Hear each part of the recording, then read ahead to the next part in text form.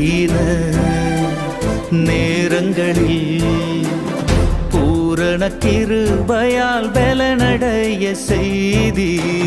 சோதனையின் வேளைகளில் இயேசுவின் நாமத்தினால் ஜெயமெடுக்க செய்தி.